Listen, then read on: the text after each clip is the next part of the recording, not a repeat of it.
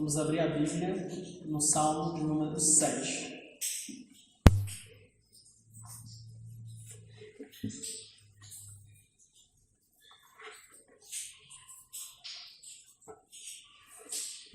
Amém?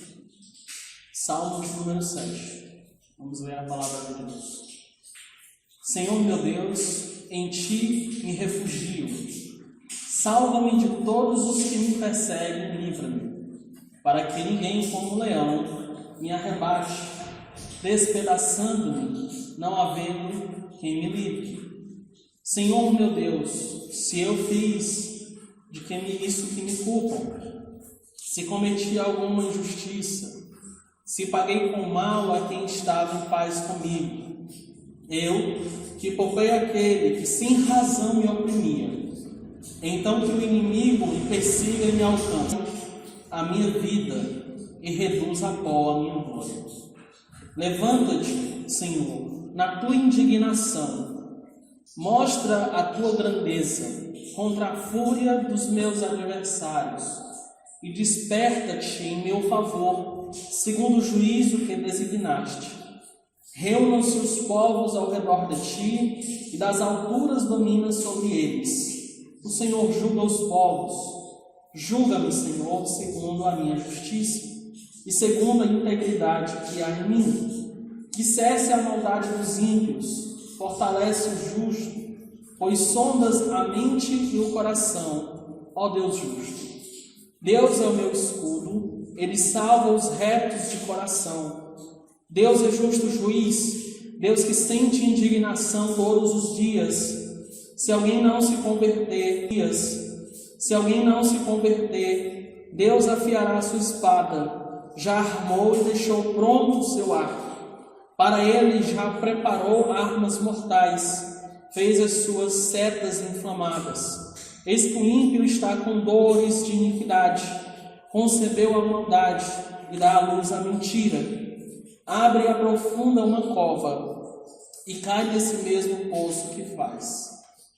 A sua maldade recai sobre a cabeça e sobre o próprio crânio desce na sua violência. Eu, porém, louvarei o Senhor, segundo a sua justiça, e cantarei louvores em nome do Senhor Altíssimo. Amém?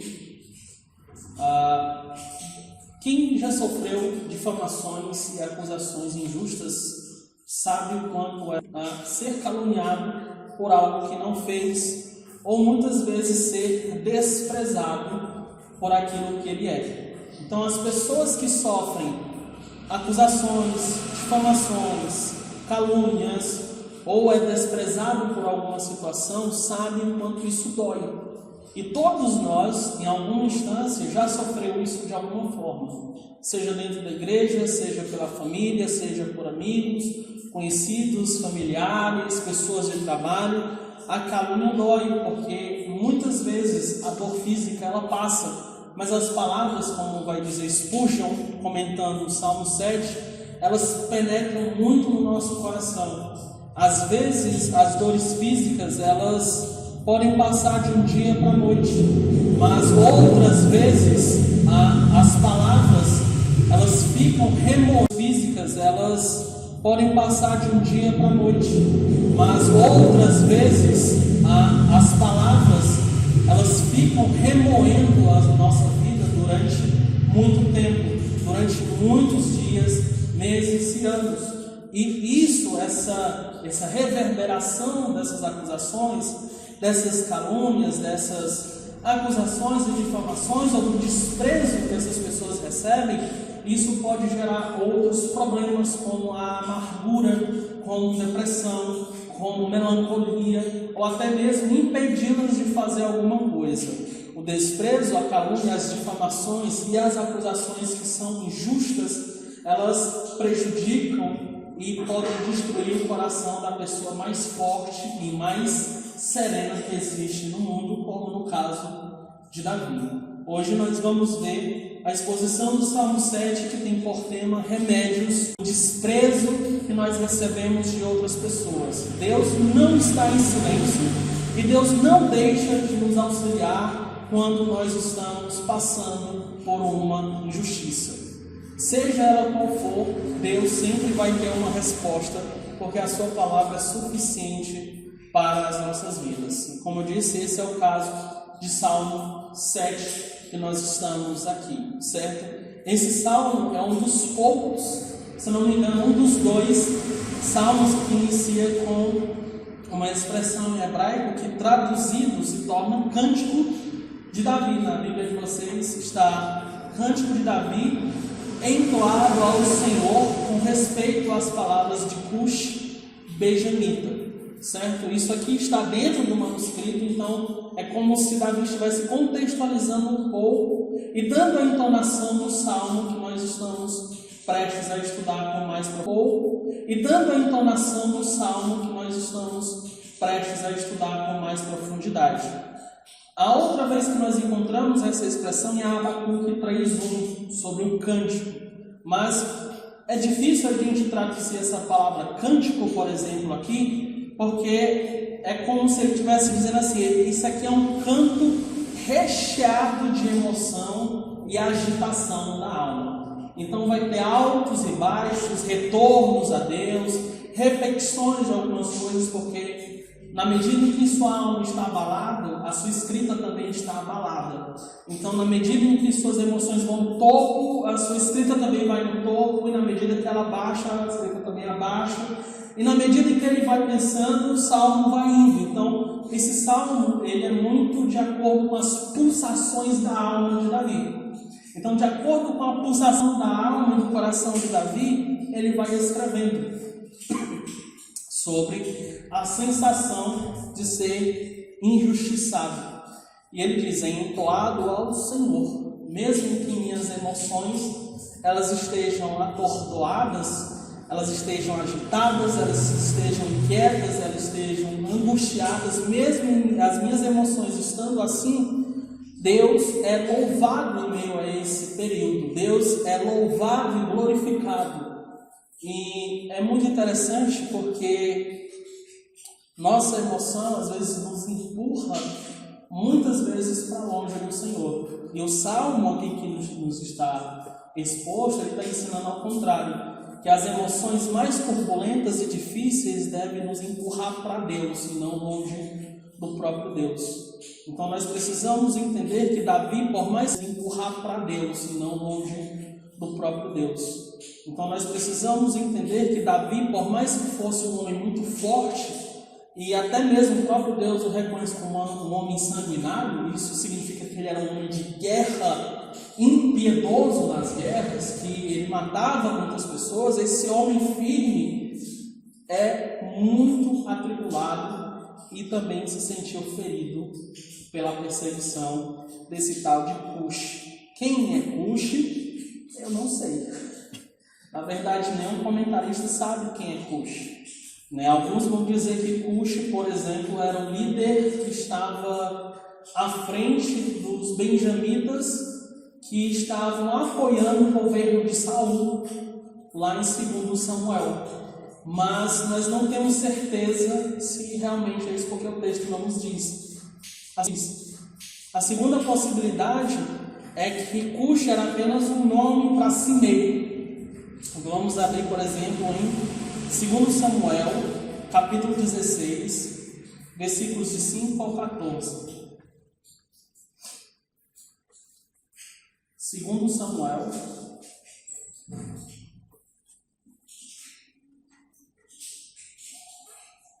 capítulo 16, versículos de 5 ao 14.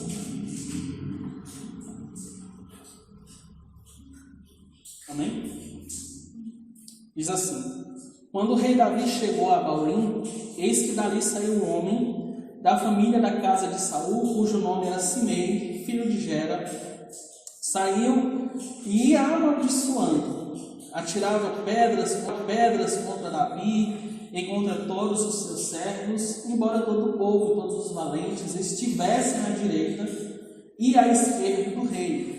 Enquanto amaldiçoava, Simei dizia: fora daqui, Fora daqui, assassino, homem maligno, o Senhor Deus está castigando por todo o sangue derramado na casa de Saul, cujo reino você usurpou. O Senhor já entregou o reino nas mãos de seu filho Absalão.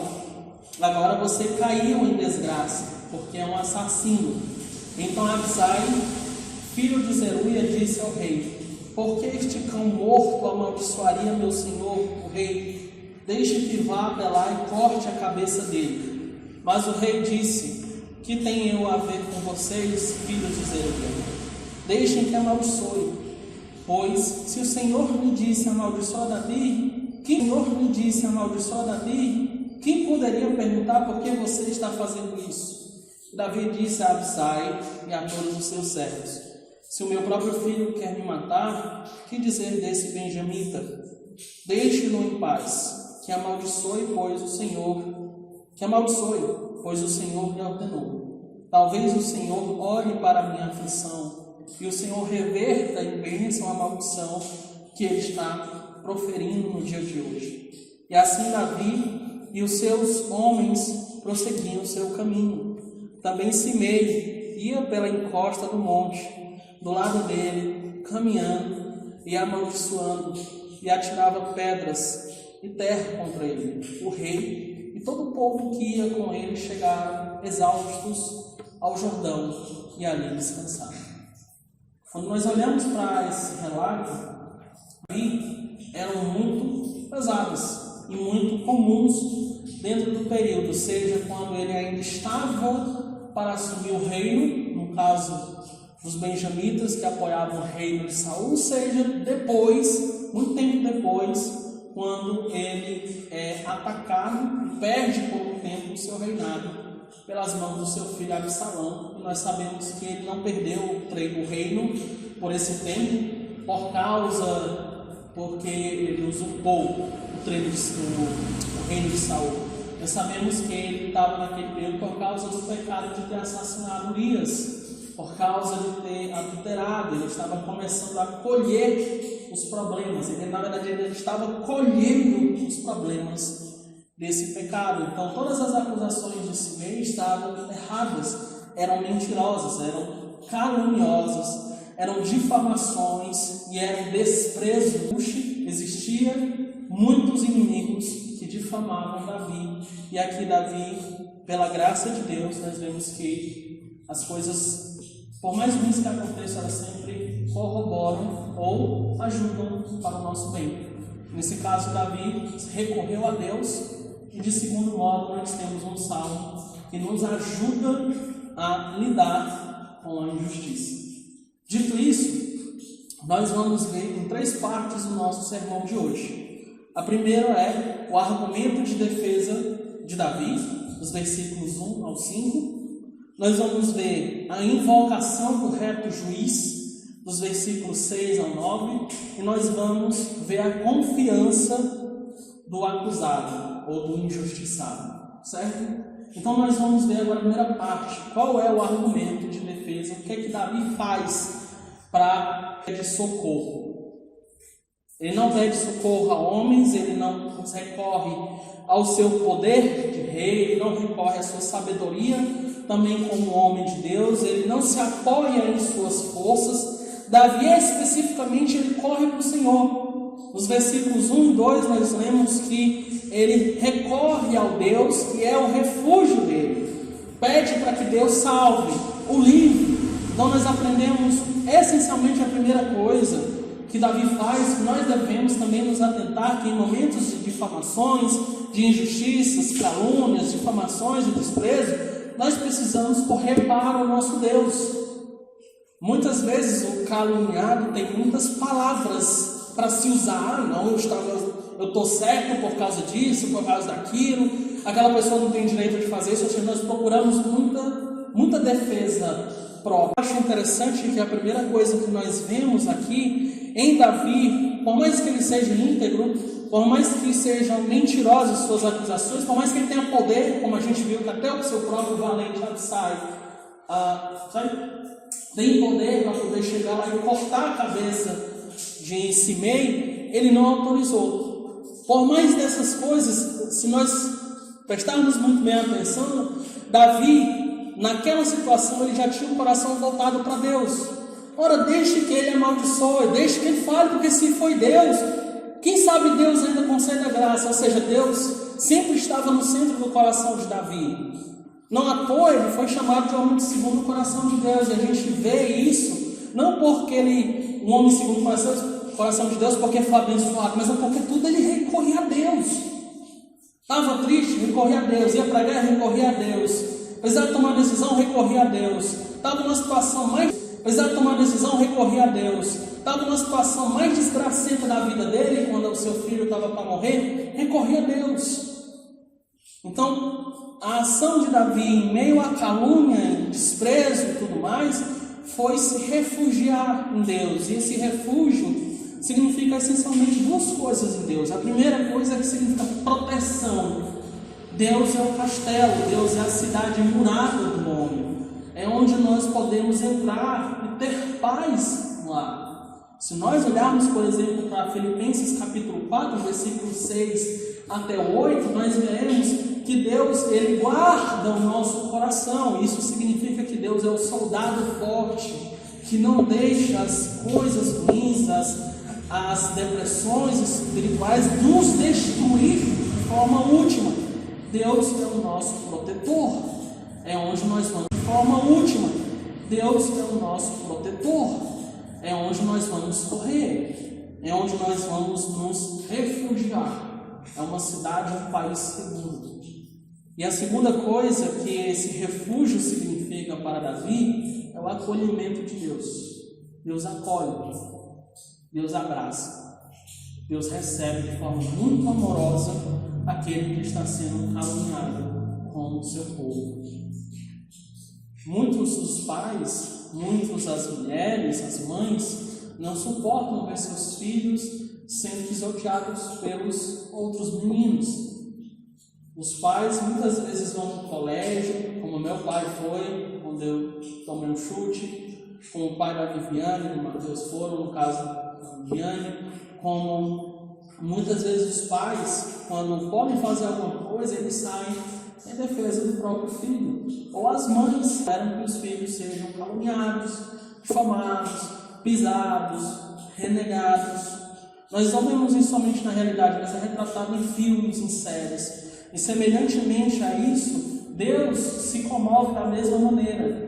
Nós olhamos muitas vezes para Atos 9 e pensamos que aquele caso é um caso isolado, de Jesus interferir porque Paulo estava matando muito da igreja e dizer: o que você está tocando em mim? Por que você está me perseguindo? Da mesma maneira, Deus age quando a gente está sendo difamado e caluniado, porque Ele sabe o que é isso. Não somente no quesito de que todos os dias, todas as horas, homens estão blasfemando o seu nome, estão desprezando a sua palavra, não somente por causa de anos e anos e milhares de anos, eles sofrendo duras, o próprio filho provou o desprezo. O nosso Senhor Jesus provou a difamação. O nosso Senhor Jesus teve que suportar acusações mentirosas dos fariseus, mentirosas do povo, calúnias pesadas. Mas se nós percebemos em toda a caminhada de Jesus, Jesus jamais retrucou, jamais pronunciou uma palavra, Jesus jamais se pontificou. Pelo contrário, quando questionado, ele respondeu de forma muito sábia: se eu fizesse, isso aqui tudo já estaria resolvido. Mas eu estou aqui para cumprir um propósito, para morrer na cruz. Jesus estava consciente. Jesus sabia que tinha um propósito muito maior na sua morte, no seu assassinato. Davi também sabia que existia um propósito muito maior, como a gente vai ver, de Deus ser louvado, de Deus manifestar a sua justiça, de Deus manifestar a sua glória. Jonathan Edwards chega a falar que quando o pecado entrou no mundo, foi a oportunidade de Deus manifestar a sua justiça, a sua ira contra os pecados. E quando acontecem essas injustiças, essas calúnias contra nós, é a oportunidade que Deus nos está dando de nos recolhermos nele, de encontrarmos acolhimento nele, de encontrarmos paz alívio e descanso, como a gente vai ver mais para frente. Então nós devemos entender que por mais que as coisas sejam doloridas pelas palavras, seja de familiares, amigos, pessoas do trabalho, igreja muitas vezes, por mais que elas possam doer no nosso coração, nós encontramos espaço no coração de Deus. Nós encontramos abrigo seguro debaixo. Por mais que elas possam doer no nosso coração, nós encontramos espaço no coração de Deus. Nós encontramos abrigo seguro debaixo das asas de Deus. Então a primeira coisa que Davi faz é correr para Deus. E é interessante que se nós formos, por exemplo, para Salmo 11:1,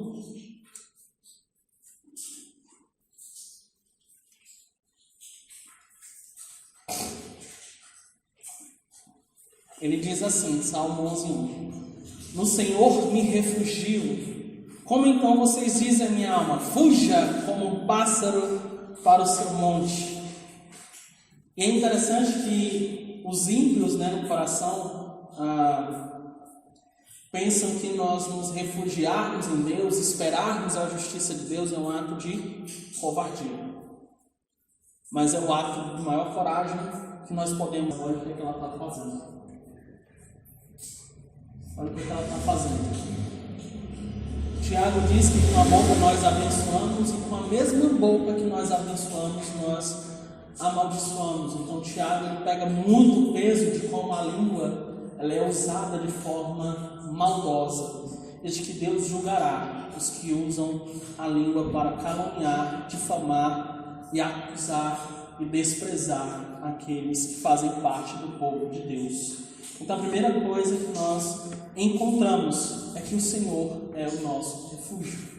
O Senhor nos protege e o Senhor nos acolhe.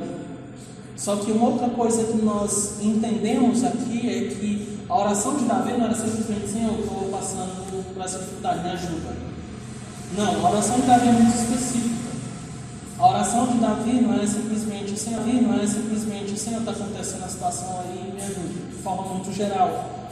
A oração de Davi é específica no sentido de salva-me de todos os que me perseguem e livra-me, para que ninguém como leão me arrebate, despedaçando-me, não havendo quem me livre. Ou seja, a oração de Davi não simplesmente menciona a situação, mas ele também pede uma solução muito específica. Ele pede para salvar e para livrar, para que não aconteça dele ser destroçado. Ainda que no Oriente Próximo hoje não se tenha leões, por causa que foram dizimados literalmente pelo ser humano, naquele tempo existiam muitos leões. Então Davi ele pega a imagem do leão destroçando a carne e usa como argumento ilustrativo para Deus. Deus, eu te peço que o Senhor me salve desses caluniadores, ilustrativo para Deus. Deus, eu te peço que o Senhor me salve desses caluniadores, desses inimigos, livre-me dessa situação para que eles não me destruam. Então as nossas orações precisam ser mais específicas quando nós buscamos o Senhor, quando nós pedimos o seu socorro, quando nós pedimos o seu livramento. Então, em situações de injustiça, nós podemos sim mencionar, Senhor, fulano de tal está falando isso. Acabe com essa situação, dê solução a ela. Faça com que ele fale com que ele se arrependa do que ele está falando. Ou então de como ele está me desprezando, de como aquela pessoa está me desprezando. Dê a ela consciência. Por que ela está me perseguindo, Senhor? Quebre o seu coração. Ainda que nós não vimos ainda, mas, por exemplo, em 2 Samuel 19, 16 a 23, o mesmo Simei que estava amaldiçoando, apedrejando e perseguindo Davi, é o mesmo Simei que se aproxima de Davi e pede perdão. Pede perdão a Davi. Ele diz, me perdoe pelas palavras que eu disse a você, me perdoe pelo que eu fiz com você, me perdoe por tudo isso. É tanto que eu estou sendo o primeiro da casa de José, vindo até você pedir perdão pelo que eu fiz. E é muito interessante que Davi, como recebeu o perdão de Deus, tinha consciência do que estava acontecendo, com consciência de Deus, ele disse: não tem nenhum problema, está tudo resolvido.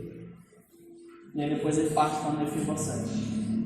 Então a graça de Davi para com o seu acusador demonstrou um coração que já sabia o que Deus ia fazer com aquele que estava caluniando a Deus de forma específica sobre essas situações. Então essa é a forma, a primeira parte da defesa de Davi, a oração. A segunda parte da defesa, o seu argumento de defesa, é a sua integridade de vida. Versículo 3 ao 5: Senhor meu Deus, se eu fiz isso de que me culpam, se cometi alguma injustiça, se paguei com mal a quem estava em paz comigo, eu que poupei aquele que sem razão me oprimia, então que o inimigo me persiga e me alcance, pisoteie no chão com a minha vida e reduza ao pó a minha glória. Ou seja, o argumento de Davi agora é o seguinte: Senhor, se eu fiz isso realmente eu não percebi? Se realmente eu fiz isso, eu mereço fazer, eu mereço merecer isso. Lembra do argumento que ele falou? Ele disse: não, se eu realmente fiz por merecer, deixe que o Senhor me amaldiçoe. Se realmente está assim, deixe que o Senhor me condene. Por quê? Porque Davi tinha consciência, em outra passagem, que é melhor cair nas mãos de Deus do que nas mãos dos seus inimigos. Ele disse: se aconteceu tudo isso, deixe que eu sofra as consequências. Mas Senhor, eu sei que eu não fiz isso. Eu sei que não fiz isso. Eu sei. Então, como ele vai dizer, me ajude, porque eu sei que o Senhor é um Deus de justiça. Então a argumentação agora de Davi é: eu tenho integridade de vida e eu sou consciente do que eu estou fazendo ou deixando de fazer. A integridade de vida, ela nos ajuda a manter uma consciência em paz diante das acusações. É por isso que Jesus estava em paz diante das acusações. É por isso que Paulo, em Atos, está em paz diante das acusações. E mais ainda, Paulo, em Atos, está em paz diante das acusações. E mais ainda, Paulo estava tão em paz que ele começa a pensar em soluções de como adiar o seu julgamento, a ponto de fazer os fariseus e saduceus brigarem entre si para poder ele sair daquele julgamento e passar para outro e demorar por mais tempo. Então ele estava tão tranquilo naquela situação, ele tinha tanta consciência do que foi escolhido, que ele estava traçando planos de como ter mais tempo. E somente alguém que tem uma consciência mais tranquila consegue pensar de uma forma mais estratégica, de uma forma mais tranquila para resolver situações difíceis. Então tanto Davi quanto Jesus, quando Paulo, eles tinham consciência da sua integridade. Mas existe um ponto aqui, que em todas essas situações, independente da integridade que eles estavam, eles padeceram calúnias. Porque o coração humano é perverso com o outro. O coração humano não poupa o outro. O coração humano inveja o outro. O coração humano quer destruir o outro muitas vezes. E nós precisamos entender que, independentemente da nossa integridade, muitas vezes vai acontecer calúnia. Pelo contrário, o Senhor Jesus alertou de que era por causa da nossa integridade que nós seríamos perseguidos. Vocês podem ver isso em Mateus 5, quando nós somos sal desse mundo, quando nós, no versículo 12 e 13, no final das bem-aventuranças, ele vai dizer que nós seremos perseguidos e nós deveríamos nos alegrar disso. Em Lucas, no final também do Sermão do Monte, ele vai dizer: olha, se vocês não estão sendo perseguidos e as pessoas só elogiam você, existe algum problema. Ou você está sendo corteado demais, então não incomoda eles. Não existe meio. Então nós devemos, muitas vezes, ter essa consciência de que, por mais que nós sejamos íntegros, nós também vamos padecer por muitos problemas, muitas situações, muitas mentiras. Certo? Então, Davi, ele diz: olha, tudo isso aqui, se eu fiz tudo isso, ok, mas eu não fiz. Pelo contrário, eu não paguei o mal com aquele que estava em paz comigo. E ele ainda diz: eu poupei aquele que sem razão me oprimia. Simei estava oprimindo Davi sem razão. E Bisai, o soldado de Davi, que poderia muito bem chegar e arrancar o pescoço imediatamente com uma palavra de Davi. Só que Davi disse: não, Então ele poupou a vida do seu inimigo. Então Davi sabia muito bem que naquela situação, integridade, então ele estava apresentando a Deus a questão: Senhor, nessas situações, o Senhor sabe que eu tive a integridade e agi da melhor forma possível. O Senhor sabe disso. Davi não está dizendo que ele é sem pecado. Pelo contrário, quando os Salmos, o Novo Testamento fala de justiça e integridade, eles estão falando de um caráter que os outros não podem apontar. Então Davi está dizendo: eu tenho integridade. Quem pode apontar agora nesse momento, nessa situação, eu agi errado. Então ele apresenta ao Senhor o seu argumento de defesa, certo? Parte 2 agora. Davi passa a invocar o reto juiz.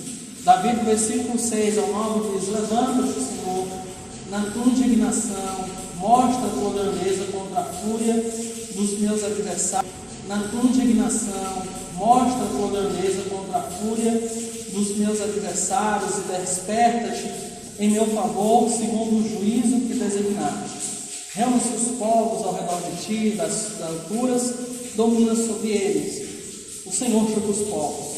Julga-me, Senhor, segundo a minha justiça, e segundo a integridade que há em mim, que cesse a maldade dos ímpios. Fortalece o justo, pois sondas a mente e o coração, ó Deus justo.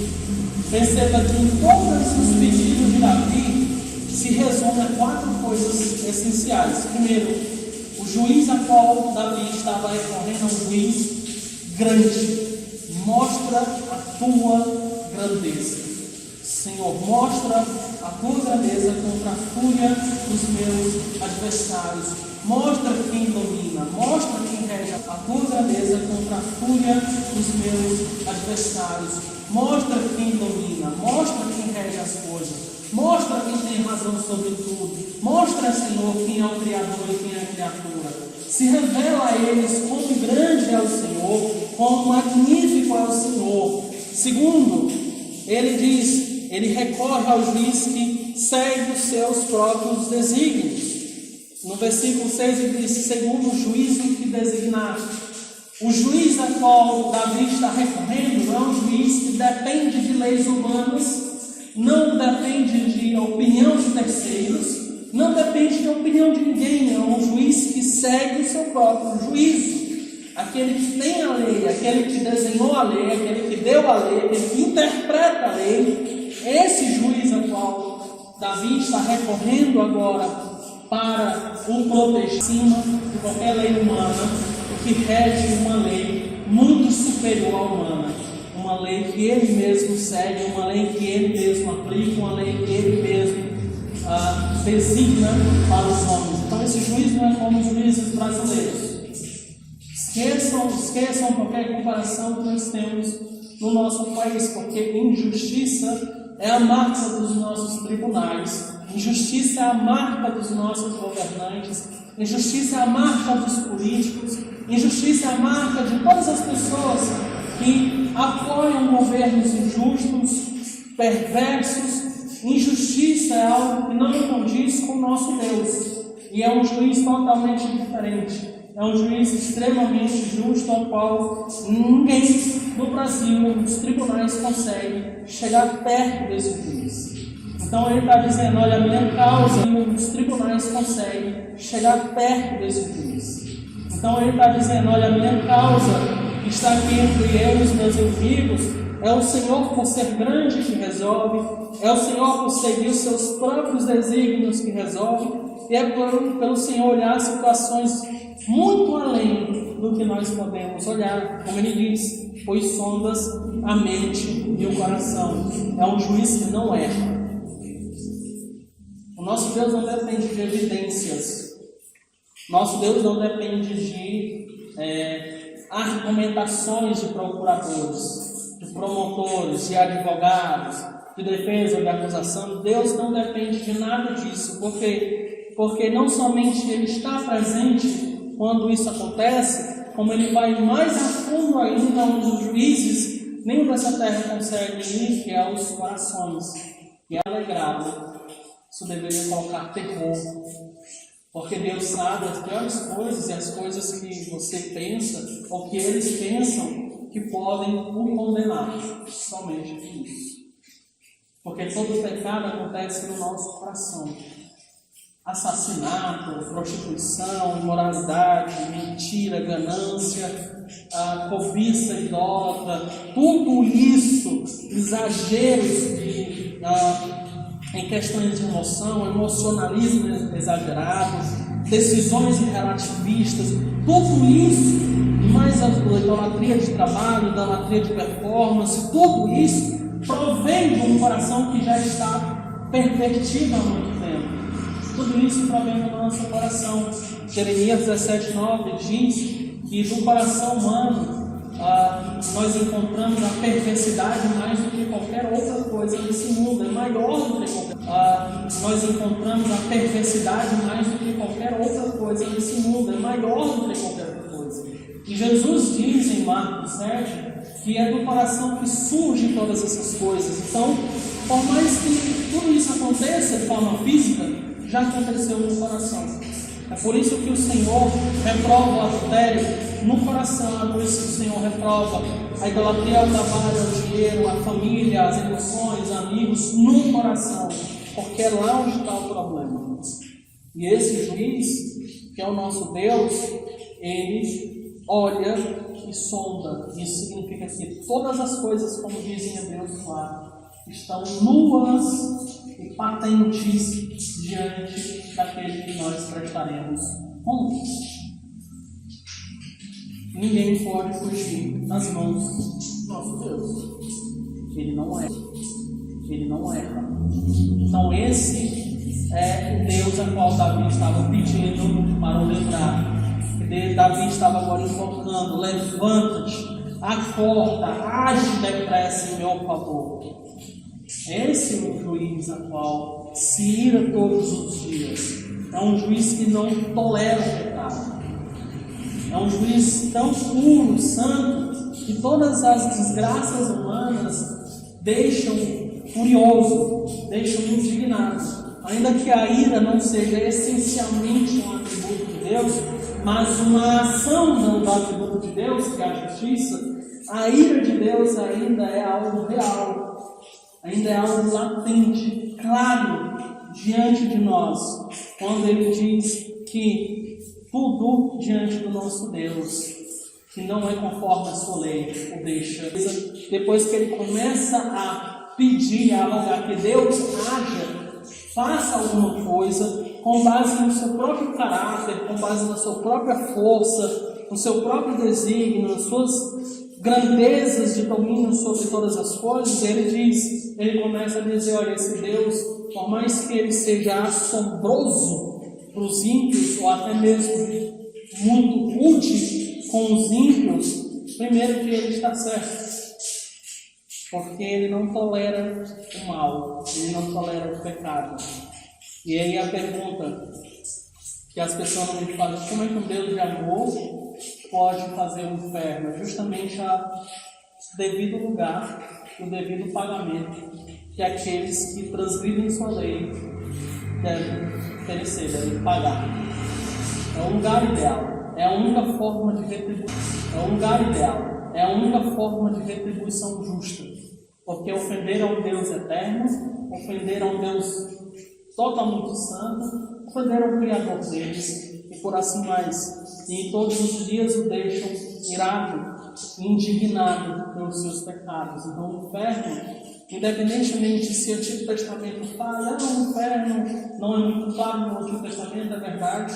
Independentemente se muitas palavras sejam apenas figuras de linguagem para mostrar o quão doloroso é o inferno é real. O inferno é a devida paga, é o julgamento claro para os pecadores, para aqueles que estão diante de Deus todos os dias quebrando os seus mandamentos. Por isso que Davi no versículo 9 diz que cessa a maldade dos ímpios. Cessa a maldade dos ímpios. Deus acabará na eternidade. Deus dará punição.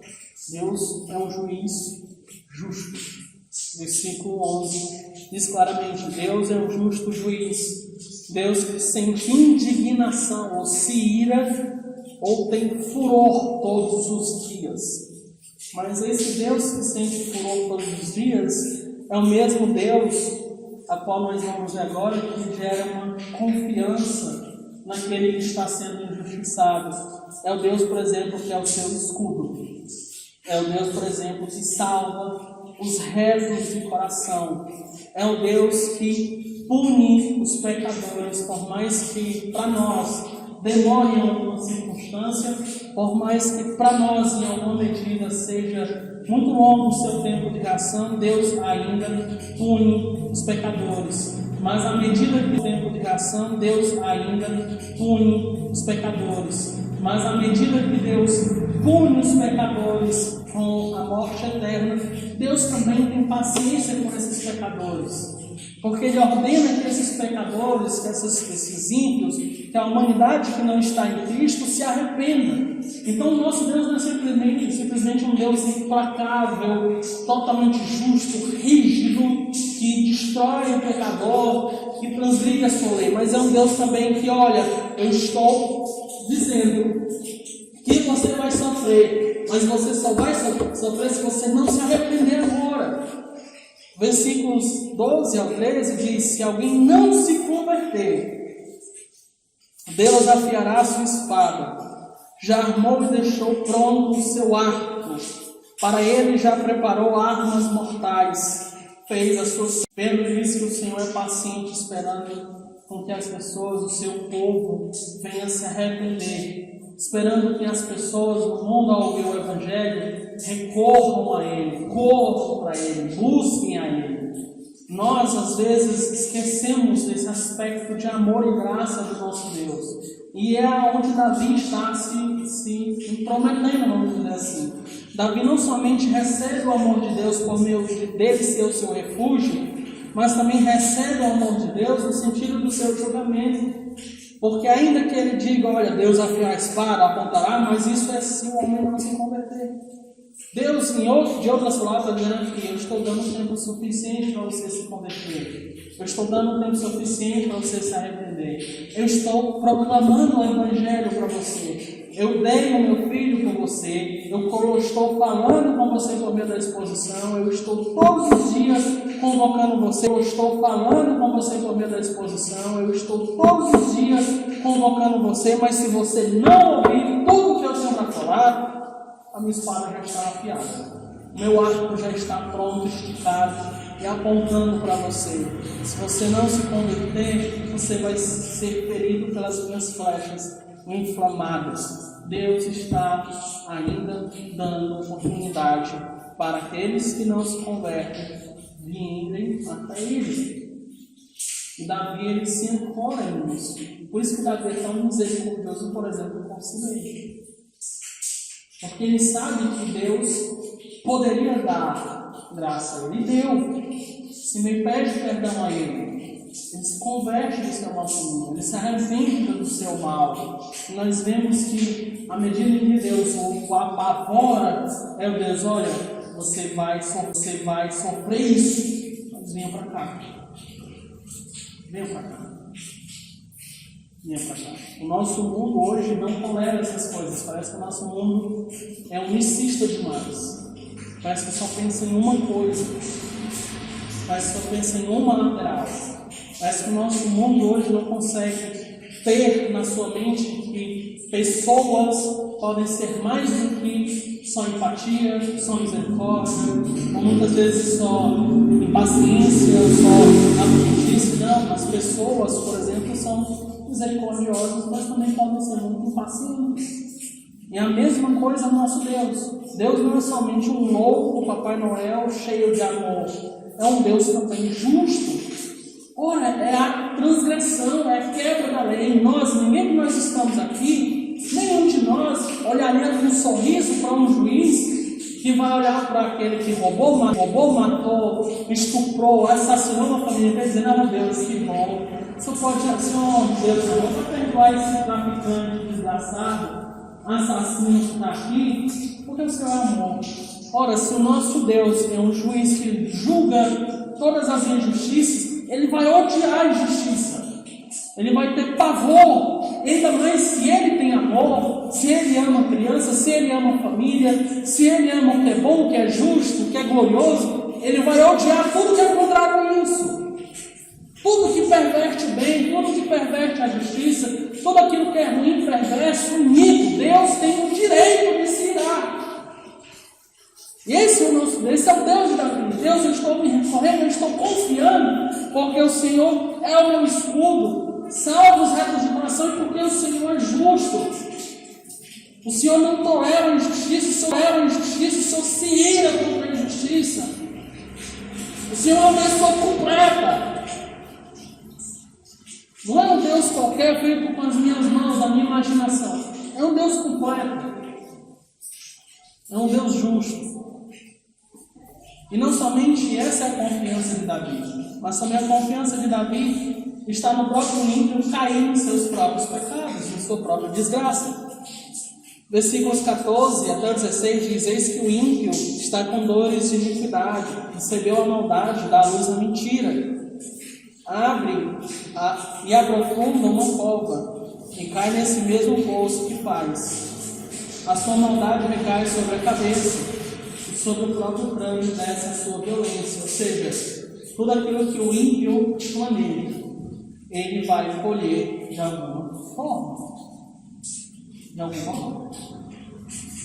Se seja presencialmente, seja logo, ou seja depois, ou seja espiritualmente, ele vai pagar pelos seus males. Davi, ele tem confiança de que ou Deus vai resolver logo, ou Deus vai resolver depois. Ou ainda nesse percurso, ele pode cair nas suas próprias armadilhas.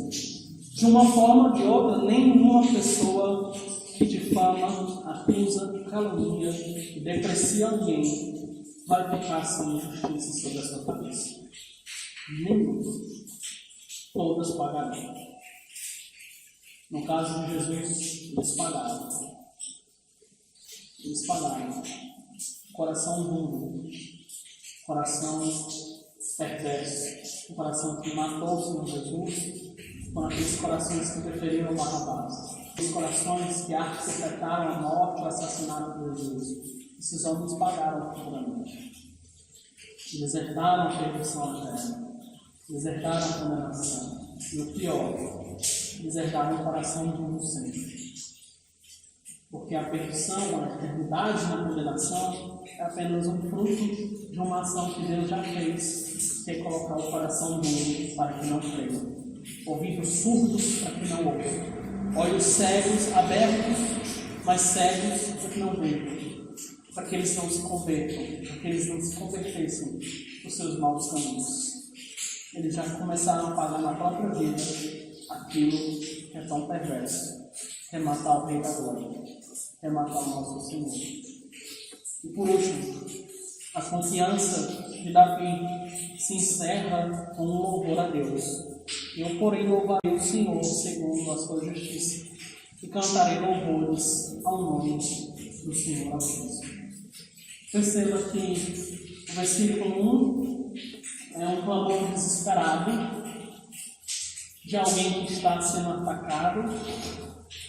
Perceba que quando ele já encerra: eu vou te louvar, eu vou te engrandecer por causa da sua justiça. Eu cantarei louvores àquele que está acima de tudo. Por mais que Davi tenha começado com um coração totalmente ruim, depressivo, cansado, aflito, Davi encerra o salmo com alegria, cantando e louvando o nome do Senhor. Percebem que o salmo foi de cima a baixo, direto. Justamente porque salmos, como a gente iniciou há meses atrás,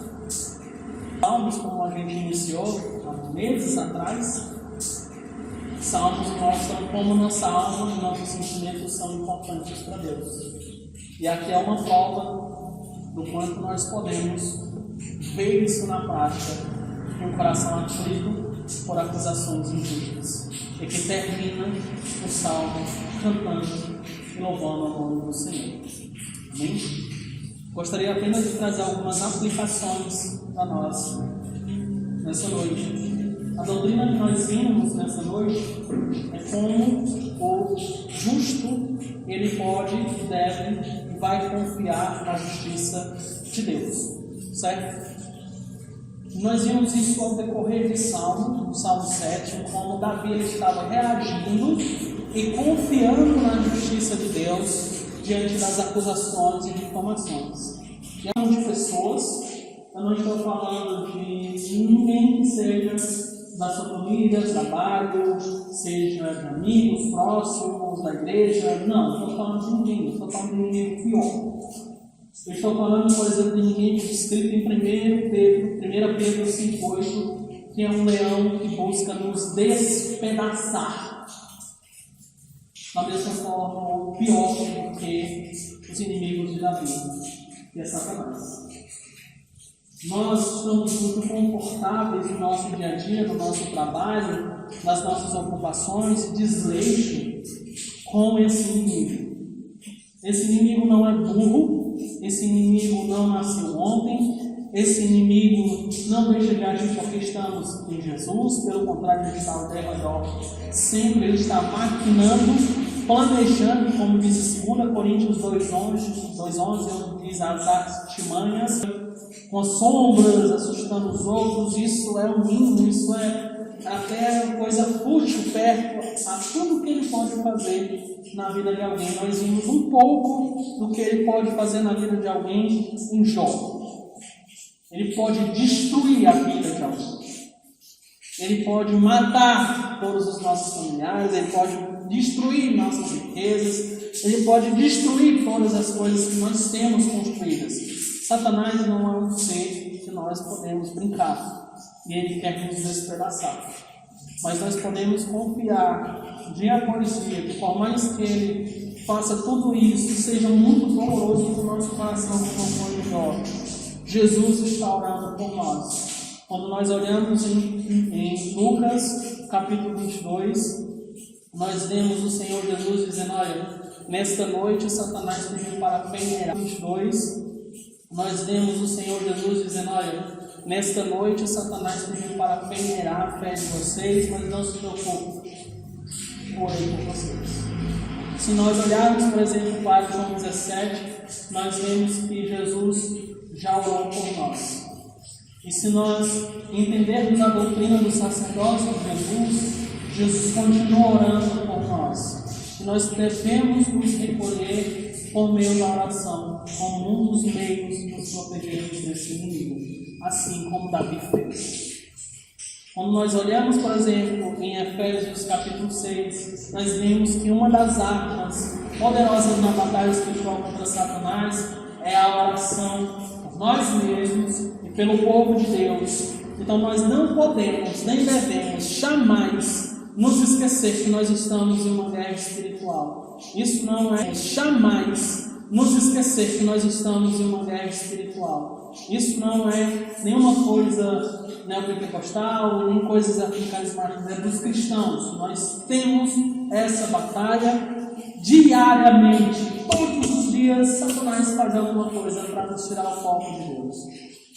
Kevin DeYoung, ele mesmo coloca no livro Super Ocupado que uma das formas dele agir é nos dando muitas coisas para fazer, é nos dando muito trabalho, é nos dando muita ocupação. Isso se torna idolatria de ficarmos ocupados demais, a ponto dele dizer: ocupado demais não significa uma coisa boa. Não é. Nós perdemos tempo de qualidade com Deus, nós perdemos tempo de qualidade com os amigos, nós perdemos tempo de qualidade com quem amamos, com a igreja de Cristo, nós perdemos tempo de qualidade com as coisas boas deste mundo, nós perdemos até mesmo qualidade, prejudica até mesmo a eficiência das coisas boas que nós podemos fazer.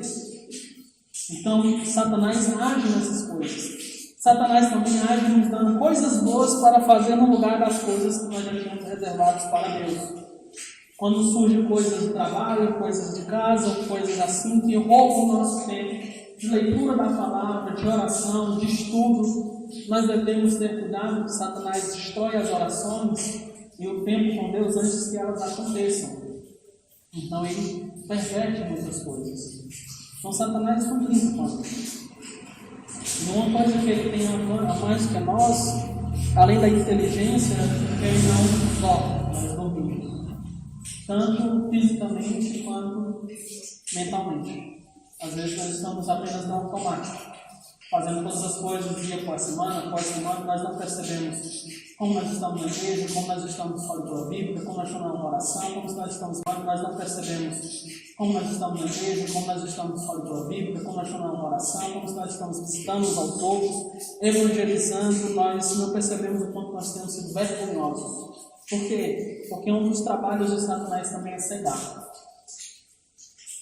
Então Satanás não brinca. E nós devemos recorrer a Deus pedindo: Senhor, me ajude a identificar aonde Satanás tem cegado, aonde eu tenho sido afetado. Esse inimigo, precisamos estar de olho, certo? A segunda coisa é que eu quero dar alguns remédios, alguns pontos para quando vocês sofrerem por difamação, calúnia, injustiça, depreciação. Eu quero essencialmente dar 6 remédios para vocês. O primeiro é: recorram a Deus em oração. Que seja uma oração consciente do pedido de vocês. Seja uma oração pedida de vocês. Seja uma oração específica. Não tentem resolver as coisas com suas próprias mãos. Um livrozinho do Tosé, chamado 5 votos para obter poder. Um desses votos é: não se justifique. Não se justifique. Imite o Senhor Jesus. Quando caluniado, jamais caluniou, jamais reprovou. Deixe falar. Deixe falar. Deus vai ajudar a situação. Segundo, tenha uma vida íntegra. Sem injustiça, façam bem. Pedro diz que é melhor a gente sofrer pelo bem que nós fazemos do que sermos acusados pela injustiça que nós fazemos. Então nós devemos ter uma vida íntegra. Uma das partes da armadura da batalha espiritual é a couraça da justiça, uma vida de integridade. Terceiro, tenham consciência que por mais que vocês sejam íntegros, pessoas más sempre procurarão o mal de vocês. Então sejam maduros, assim como Jesus foi. Assim como Jesus foi. Davi em nenhum momento tentou resolver com suas ações. Vocês viram? Quando tinha oportunidade para resolver com suas mãos, ele não fez. E quando nós olhamos para Salmo 7, também nós identificamos que jamais ele fez isso. Jamais tentou resolver na sua própria mão. Ele deixou nas mãos de Deus. Dê lugar à ira, mas não façam nenhuma coisa com as próprias mãos. Ao contrário, quando vocês vão para Romanos 12, vocês vão ouvir essa questão: olha, irem-se, mas coloquem essa ira nas mãos de Deus. Nas mãos de Deus, porque dele é a vingança, dele provém a justiça, certo? Quarto, confie no julgamento e na ação do juiz eterno. Ele sabe realmente a situação do que está acontecendo. Ele realmente sabe. Ele se importa realmente com você. Ele se importa com a situação, certo? Ele vai reagir no tempo correto, da forma que ele quer, do jeito que ele quer. Ele vai executar a sua sentença. Então, confiemos no julgamento do nosso Deus. Quinto remédio: saibam que os ímpios cairão em suas acusações ou se arrependerão. Das duas umas, eles vão seguir um desses 2 caminhos, certo? E 6, se alegre na justiça de Deus. Mesmo com as palavras: se alegre na justiça de Deus. Mesmo com as palavras afiadas como espada e penetrantes como agulha, doloridas, mas procurem sempre se alegrar em Deus nesses momentos. Não adianta bater cabeça, perder noite de sono, se preocupar, falar demais, se justificar demais. Isso só mostra a maturidade da gente. A gente deve falar demais com Deus. Devemos recorrer a Deus. Terceira aplicação: nós precisamos ver se nós é que não estamos desprezando os outros. Irmão, mas eu não estou caluniando, nem difamando, nem nada, ninguém. Mas você pode estar desprezando alguém. O irmão da igreja, você pode estar desprezando o início da própria igreja local da gente, porque outras igrejas são assim, são assadas, às vezes todas as pessoas, às vezes pessoas de menos, desprezando os pequenos inícios, desprezando os primeiros passos, desprezando os esforços, as noites sem dormir, as orações dos outros.